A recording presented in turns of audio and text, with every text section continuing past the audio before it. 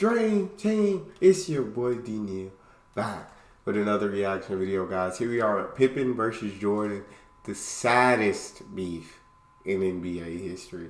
Before we dive into this, make sure you subscribe to the channel, ring notification bell, give a video a thumbs up so it gets suggested, and let's look at the sadness of this beef. Do you think that Michael Jordan would be as successful without you?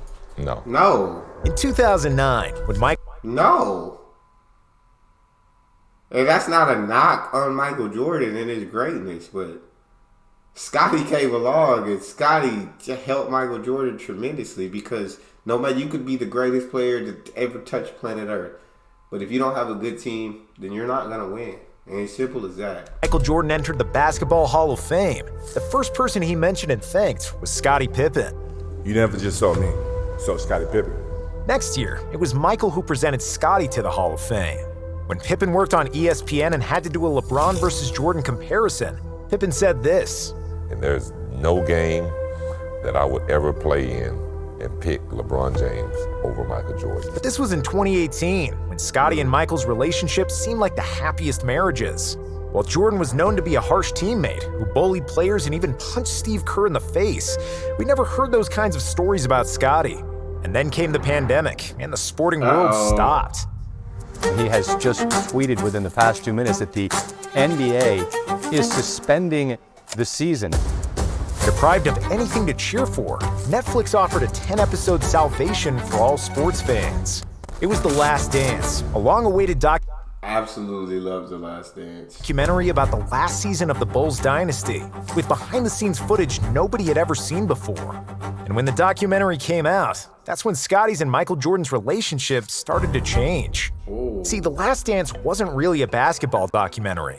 It was more like basketball was just a means to an end, and where historic NBA events were used to tell a preset narrative.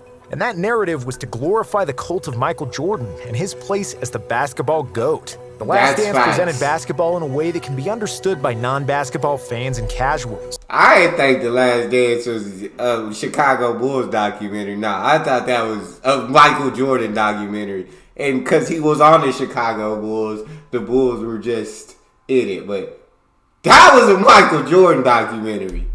It was directed in a way that puts an individual over a team, which is not surprising, considering that director Jason Hare needed Jordan's approval to make the film, and that Jordan's presence in the film was conditioned by his control over the content. The Last Dance minimized the roles of Jordan's teammates, not properly explaining that MJ had by far the best supporting cast in the NBA. The documentary never mentioned that Steve Kerr was the most accurate three-point shooter of all time, that Horace Grant made 4 all-defensive teams, or that Toni Kukoc was the best European player and the most versatile power forward in the NBA. The doc barely mentioned a defensive ace Ron Harper, and they completely failed to say a single thing about center Luke Longley. Dennis Rodman got a lot of screen time, but much less as the best rebounder in NBA history, and more of a party animal that Jordan needed to drag by the ears from Carmen Electra's hotel room. But the player who was most heard about the whole thing was Scottie Pippen, and it's not hard to see why. I had a ruptured tendon in my ankle, and I decided to have surgery late because I was like, you know what? I'm not going to my summer up trying to rehab for a season. Scottie Pippen of the Bulls will be out for 2 to 3 months. What Scottie was trying to do was trying to force management to change his contract. And Jerry wasn't going to do that. MJ called out Pippen as being selfish for delaying surgery. That season, Jordan was making $33 million, while Scottie was earning just $2.7 million. While the second episode of the documentary did center... That is disrespectful. But I understand. I mean, contracts, you know what I'm saying? He could have still been in his rookie contract or his younger contract. And I'm not saying he deserved Jordan money, but I would say 15, about half of Jordan money at least. But, yeah, I definitely understand contracts. Sometimes your greatness is shown, but you're still in your rookie contract. So, you got to wait. But so it sounded like Scottie said, like, no, like, I had an injury. It wasn't to change my contract. Mike, like, Scottie changing the contract. He wanted to force Jerry to change his contract. Uh-oh. Around Scottie and his unbelievably hard road to the NBA. In the end, the focus of the narrative quickly returned to MJ. course. Despite being so Jordan-centric, The Last Dance was a successful project because it achieved 3 goals. It managed to entertain and occupy the sports world in the biggest absence of sports since the 1860s. It served as a nostalgia for the people who lived through the Bulls dynasty, and it revitalized the interest in Jordan among the younger generations. If we look at the doc as an entertaining story for the masses, The Last Dance absolutely killed and knocked it out of the park. Yeah. But in terms of explaining basketball nuances and strengthening relationships between the Bulls players, The Last Dance backfired completely. In May 2020, after the last episode aired, Jordan sent a rare text to Scottie Pippen. "What's up, dude? I'm getting a word that you're upset with me. Love to talk about it if you have time." Pippen did call him back and explained his displeasure with how the rest of the Bulls were portrayed. When asked about it, Scottie backtracked a little bit. "This documentary has not changed our relationship. We will be friends forever. I told Michael I wasn't too pleased with The Last Dance. He accepted it. He said, 'Hey, you're right.' That was pretty much it. But it wasn't it, and this comment aged badly really quickly." In 2021, Pippen started to unravel his feelings about Jordan, issuing a series of comments during the promotion of his autobiography titled Unguarded. Scottie told a story about how Jordan used to cheat him out of $100 during each Bulls game by bribing the staff to tell him who was going to win Jumbotron races. During a GQ interview, Pip accused Jordan of being selfish for leaving the Bulls to pursue a baseball career. What did you think when he said he was going to go play baseball? Yeah, it was a big decision, but it was a selfish decision, but it was kind of who Michael Jordan was. Implying Ooh. Yeah, that relationship hit the rocks. It was a selfish decision, but that's kind of who Michael Jordan was. Oh, yeah. That documentary definitely affected their friendship. that he spent too much time grieving the death of his father. Scottie also downplayed Jordan's flu game, saying that he didn't receive any praise for playing the 1998 finals with a herniated disc.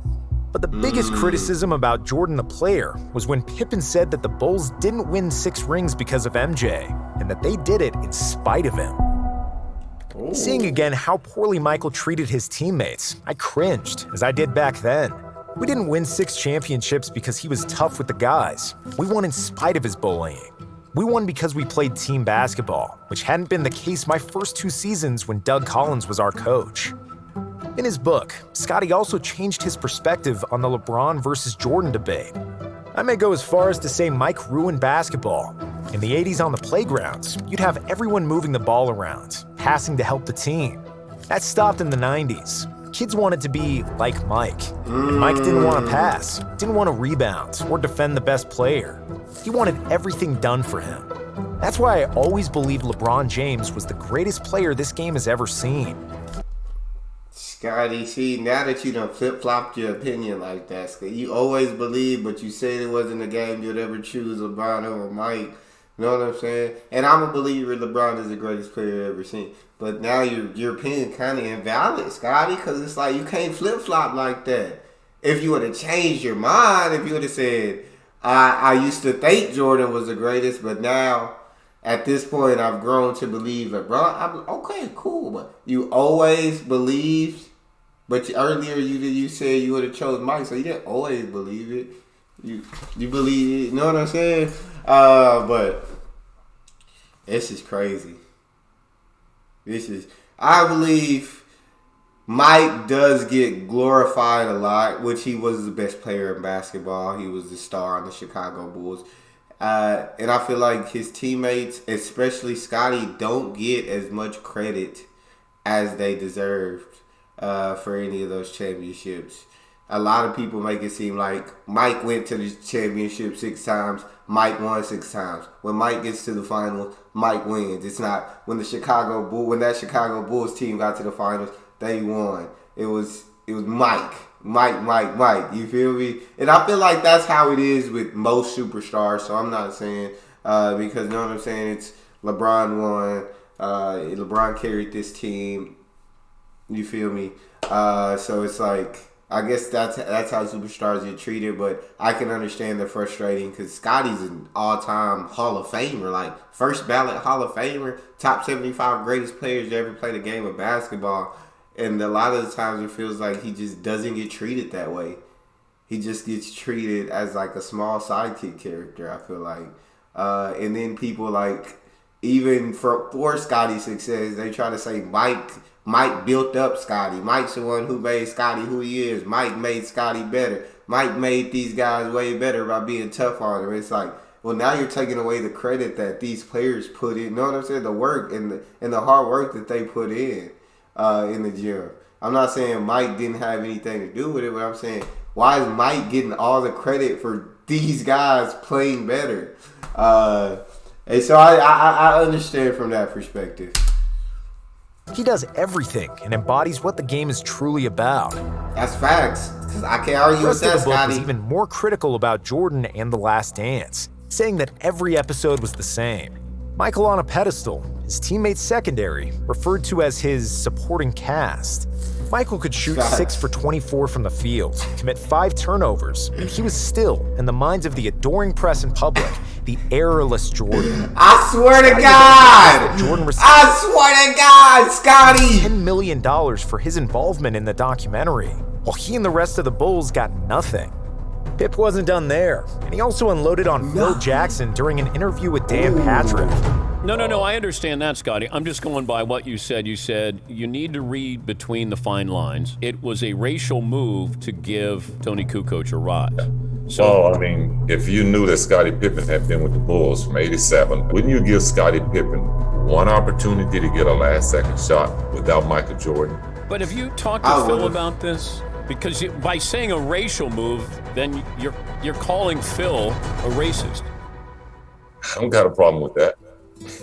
Scotty took shots at Charles Barkley, calling him not dedicated enough to win a title, and Isaiah Thomas, whom he called a dirty player.